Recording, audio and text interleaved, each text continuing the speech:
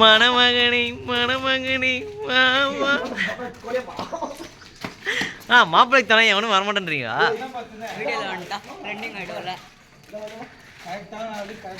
டேய் கையற மூஞ்சி தெரியணும். என்னப்பா கல்யாணத்துக்கு எதுவுமா இப்படி மூஞ்ச மறைச்சிட்டீங்க? வெக்கமா மாப்பிள்ளைக்கு? மாப்பிள்ள வெக்கமா இருந்தா மாப்பிள்ள நைட்டு ரூமுக்கு போகலாம் வாங்க மாப்பிள்ள.